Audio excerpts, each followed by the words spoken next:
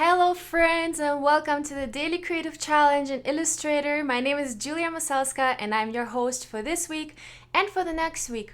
So the plan for these 2 weeks is to work on a poster series, working out new techniques and learning new tools in Illustrator. So I'm really happy for the past challenges. I saw you guys have been submitting some really amazing work. Thanks for that. And thanks everyone for joining in the chat. We have Eudalia, Wade, Jack, Anthony, Andrea. Good to see y'all. Let me know where you guys are watching from. I always love to hear where our community is tuning in from. Thanks everyone for joining. Cool. Yeah, Keys just in time. Okay, cool. So guys, today we're going to be working again, we're going to be very experimental and we're going to be working with 3D. We're going to try to create 3D effects. And by the way, for all of you who are tuning in from YouTube, make sure to join us at behance.net/live. This is where I'm going to read the comments and answer the questions. So make sure to join us there in the chat. Cool, guys. So let's quickly jump into our page on the internet, and it's the Daily Creative Challenge page. If you go on to behance.net/challenge/illustrator, this is where you're going to get all the necessary information to participate in those daily creative challenges. So here you will see today's challenge is create and apply a 3D effect to a poster layout. So I'm really excited to be experimenting with you guys on this today. And so let's jump right into it. If you guys are new to this, please feel free to use the starter file. You can get the starter file above the chat window. There is a link to with the assets, and you can download the starter file, which you can just open. But if you want to create your own, you can just go onto File, New, and there you can create your new file. So here we are using regular poster measurements. Let's see what the size is I picked here. So here we are working right now in pixels, but you can also feel free and put it in inches or whatever size you want. You can also print it afterwards, so that will be kind of really exciting to see. Awesome. John is here from Portland, Oregon, UK. Cool. David Schwartz, Ezra, Jennifer. Good to see you guys. Bogdan is here. Tammy. Awesome. So many people joining. All right, as you can see, I have prepared this starter file for you guys, and it looks pretty colorful and pretty vibrant, and that's the goal, to kind of experiment with colors as well. So let's jump right into it, and I'm going to show you guys what we're going to be working on today. So basically today's challenge is going to have to do with dimensions. So we're going to distort objects and make them look three-dimensional, and we're going to apply some effects that can also help to create something that looks three-dimensional. So first of all, we have some details here that we can fill out if we want. We have our name here at the bottom. So again, I'm going to write my name as every day, Masalska, and my first name is Julia. Okay, and we have our little copyright sign here that we can also move away a little bit to the top. All right, so oops, I just accidentally copied it. That's not what I want. I just need one of those for now. Okay, and then we can also add our project name and description. So let's say it's applying a 3D effect, or let's say 3D effects. Let me know if I make any grammar mistakes. It's always like that on live streams. I'm always kind of typing, like that cat from the meme. Okay, applying 3D effects to a poster. All right, so we have our little description and everything in the background is now set, so we can lock it, and I'm going to select all the objects on the artboard and click Command and 2. So now everything is locked. As you can see, I cannot select any items anymore, and that will help us kind of to to stay clean and to not mess up all the other objects while we're working on the things that we actually want to put into the poster. So of course you can also feel free to change the gradient here and change the background color, whatever you like. You can also add some more of these objects that I've kind of created here for you. You know, they're really random, and you can also feel free to create some of your own. This is something, I don't know what exactly this is supposed to be. I guess it looks a little bit like a color test or something that you sometimes see in prints.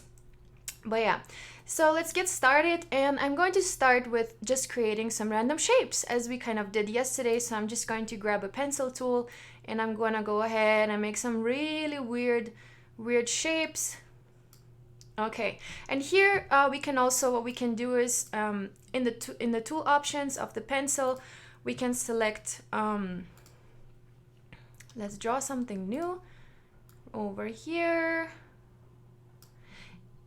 Okay. All right, so we can also select the amount of correction Illustrator kind of is going to do for us.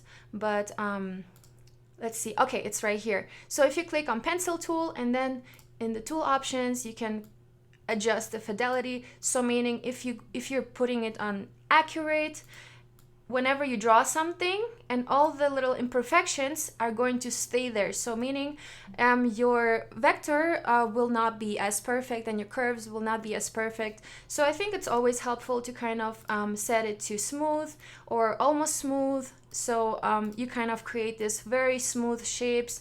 And as you can see, my shape is not that perfect right now, but now, bam, Illustrator helped me to create a more smooth and more perfect shape. All right, so we're going to take these shapes a little bit to the side, or at least a little bit apart from each other. And it's not the blend tool that we're going to be using today. I can already tell you this much.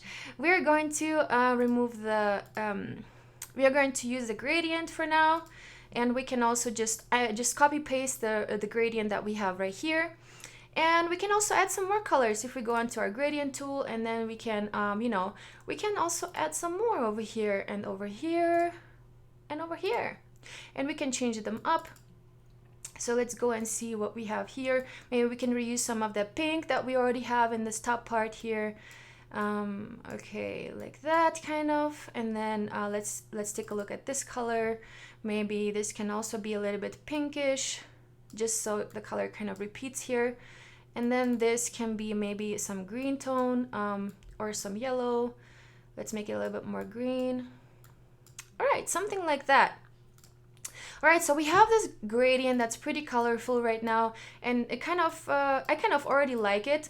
But what we want to do is we want to kind of create this, you know, this shape that looks three-dimensional. So there is a really cool effect that you guys can apply that kind of makes it look really three-dimensional. You can really do really cool things with it.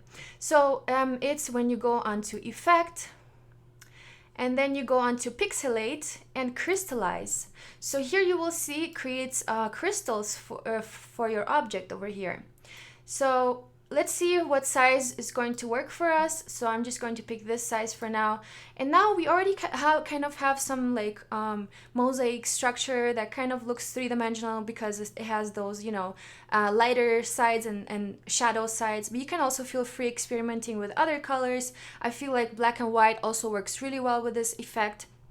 So we already kind of have some kind of three-dimensional thing going on here. So let's place this here, and then let's try another version with black and white maybe. So what I want to do here, again, I want to apply a gradient, and it's going to be a freeform gradient. A freeform gradient basically helps you to kind of make it really random and really apply the different colors you want to apply. So we're going to work in black and white only in this one, to kind of create a little bit more three-dimensionality. And again, I want to apply this effect that I have applied before. So I'm going to go on to pixelate and crystallize. And again, I can select my, let's see, I can maybe decrease the size a little bit so I can see what is happening here. Okay. Oh yeah, like that. So this is better. All right, so now I can see what is actually happening here, and I'm kind of decreasing the size and increasing the size and seeing what is happening with our object. All right, and now we can even go back to the gradient, and we can even create some more parts of the gradient, and we can move it around and we can see what is actually happening here.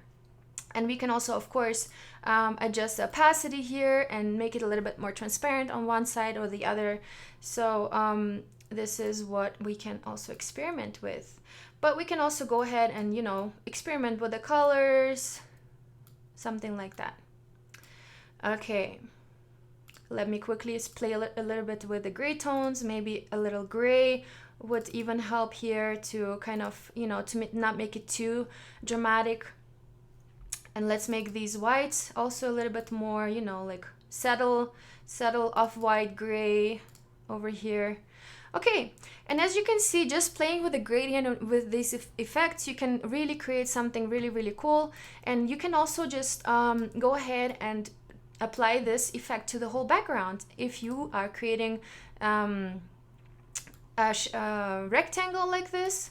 And then you can again go into the gradients and go into the random gradient, and we're going to, let's just try and apply the color that we have here already. Okay, and now let's go into our effect, pixelate and crystallize. And let's take a look how this looks. And this already looks cool too.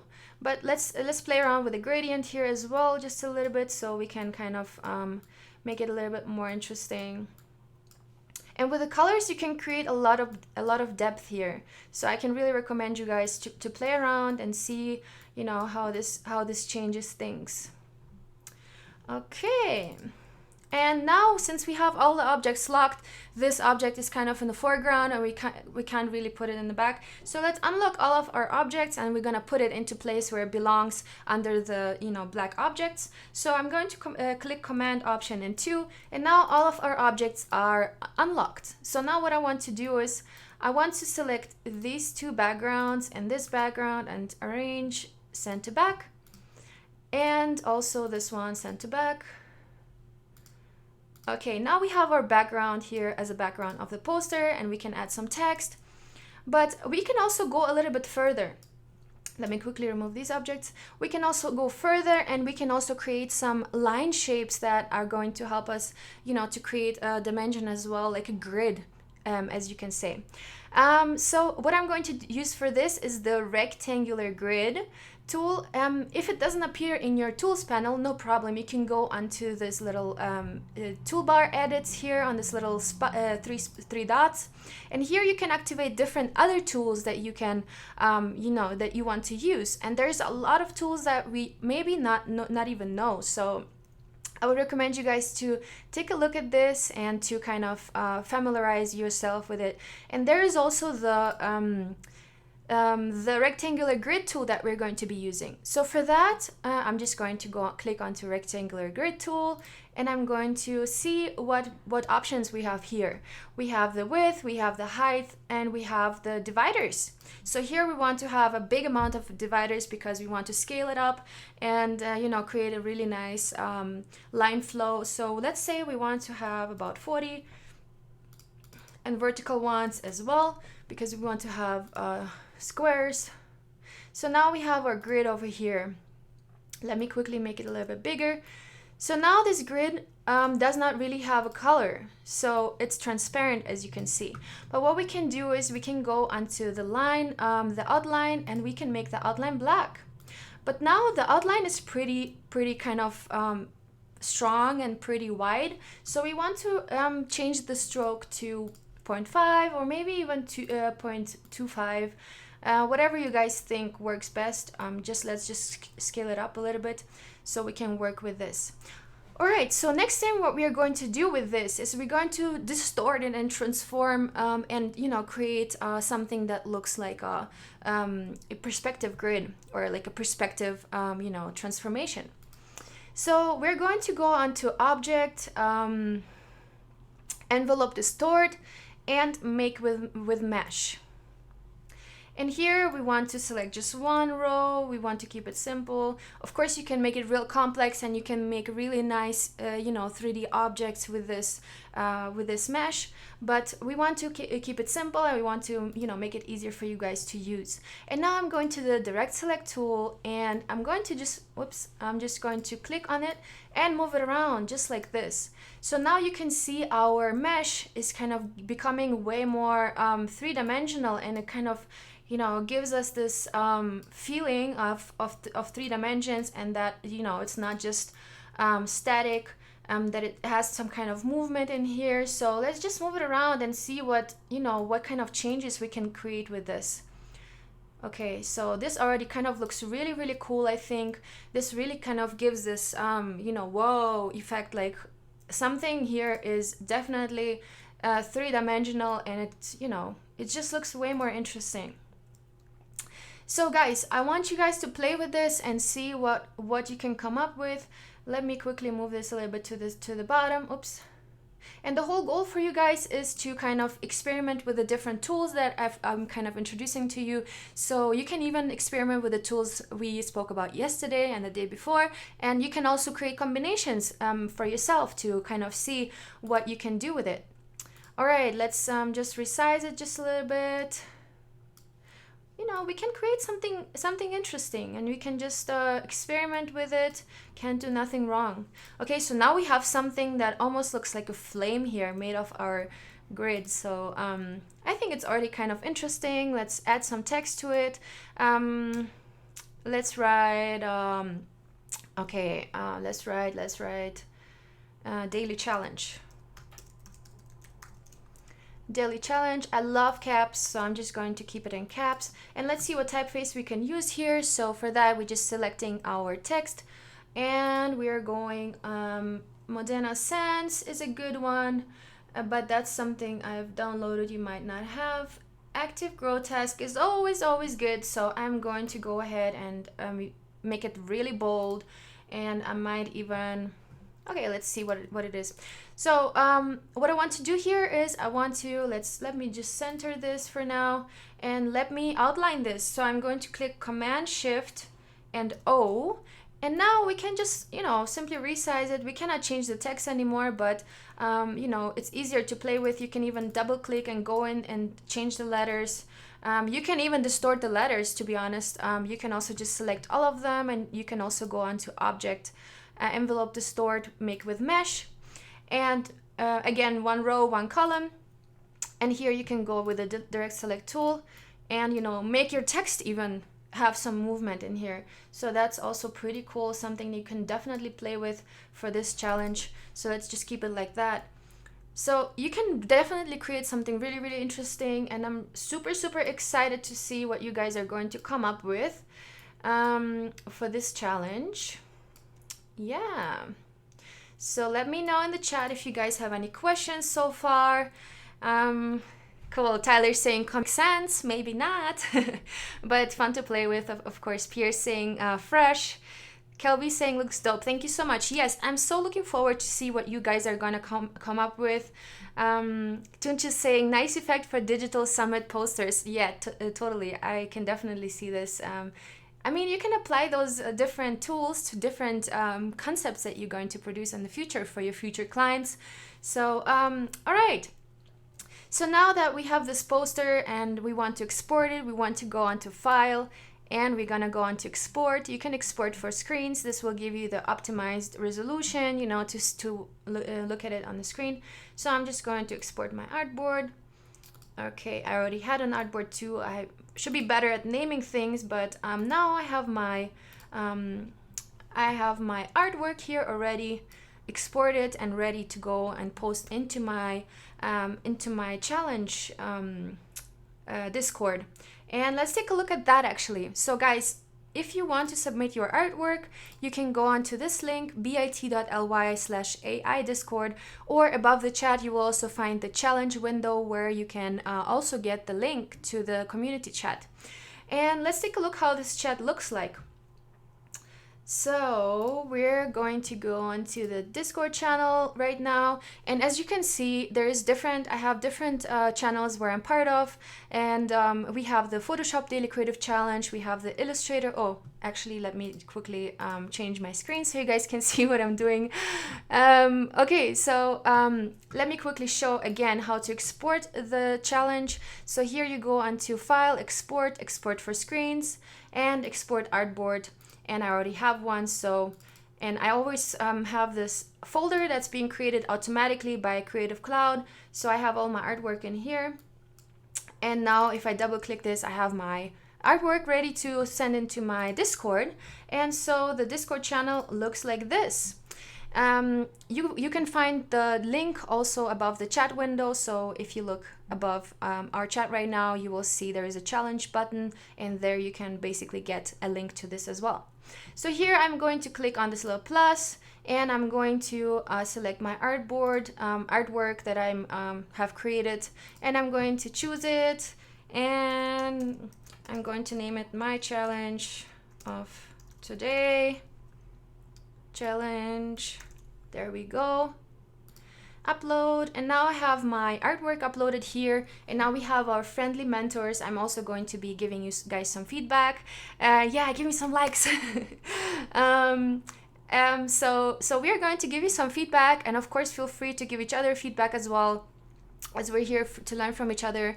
And the cool thing on this Discord chat that we have here is that it's not only about the challenge. You can also ask questions, you can share or ask for tips and tricks. You can ask for career advice or portfolio reviews, challenge suggestions. There is a bunch of things that you can be part of. So yay, I already got a lot of likes. Awesome, you guys are amazing. Cool. So I'm so looking forward to see what you guys are gonna come up with, and let me know if you guys have questions. What's the typeface? Let me quickly see what's the typeface. I already I think it was Active Grotesque Extended, and it's the bold kind. There is different ones. Feel free to experiment and see. I love using caps for this, so feel free to experiment also with different, with bold letters, and maybe you can make a combination of different typefaces. That will be also awesome. Or if you can even create your own letters, that's even better. Okay, so and to get the typefaces or to look for typefaces, you can also go onto fonts.adobe.com. And here you will find a variety of typefaces that you can just download to your Illustrator. You don't even have to download them really, you just activate them. So once you activate them here, let's say I want to download this one, and I just simply click activate, and they're already available in my Illustrator. So there's no need to import, export, whatever. It's already kind of really easy for you to make. And there's also different font packs that you can download. It's all for free if you have the Illustrator subscription.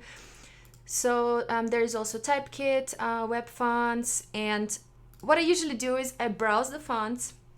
So let's say I have my brand that's called, let's say, Proactive, and I need to create a logo for Proactive, and I want to use a sans serif typeface, and here you can even select more properties, and you can also even select the languages that this typeface is available in. So let's say you need an Arabic typeface, and you can also click Arabic here, and then you will only see the typefaces that have the Arabic typeface included. And here you can also, of course, choose the weight. Let's say I want it to be super bold and super wide, and well, the contrast, and this is very specific already, but this is good enough for me. And there is something already that I really like, and it's very amazing typeface seems to be. It's called Sweet Sands. Looks really, really cool also. And now I can also just type my logo name or my brand name that I'm designing the logo for, and I can definitely already see, like, oops, Proactive.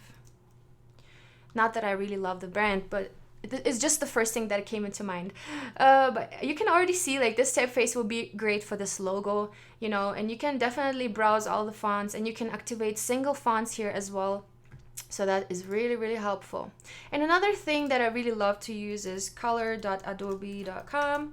And there you can basically select colors, and you can also extract gradients from a file. You just drop in any file. Let's say I want to drop in this file, and I can create a gradient based on the colors that are, used in this artwork. So that is super cool and super helpful. And I'm totally looking forward to your challenge submissions and the way you kind of use these tools, and you're going to and the way you're going to kind of apply these effects and make your own thing out of it. All right, guys, thank you so much for joining. It was super fun today. By the way, if you want to join me on my Instagram channel, it's Julia Masalska, like my name. And there I'm always keeping you kind of updated whenever I'm going live. And thanks everyone for joining. Karnel, Pia, Yvonne, Michelle, good to see you guys. And let's communicate in Discord, and I'm gonna try and give you as much feedback as I can, but otherwise you can give each other feedback as well. And use the presence of our friendly mentors, ask questions, interact with each other. And I'll see you guys in the same place, same time tomorrow on Friday. Today's Thursday. Okay, see you guys then. Bye bye.